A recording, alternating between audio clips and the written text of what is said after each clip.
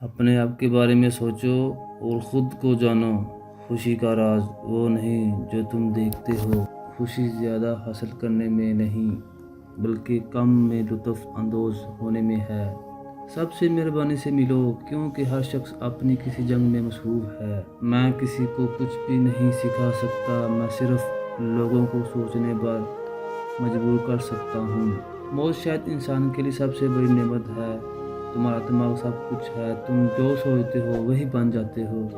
میں اس وقت دنیا کا سب سے عقل مند آدمی ہوں، کیونکہ میں چاہتا ہوں کہ میں کچھ نہیں جانتا۔ وقت ضائع کرتے وقت اس بات کا خیال رکھیں کہ وقت بھی آپ کو ضائع کر رہا ہے۔ ہر نئی چیز اچھی لگتی ہوتی ہے، مگر دوستی جتنی پرانی ہو اتنی ہی عمدہ اور مضبوط ہوتی ہے۔ جواب ہمیشہ سوچ سمجھ کر دو، تاکہ بعد میں شرمندگی کا سامنا نہ کرنا پڑے۔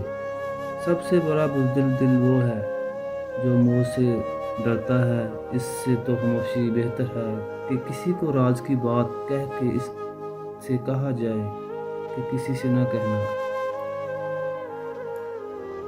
عقل مند کا کام خوشی کو مضبوط کرنا نہیں بلکہ درد سے بچنا ہے۔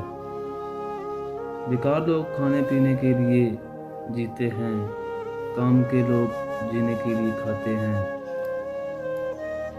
سب کا دوست کسی کا دوست نہیں ہوتا۔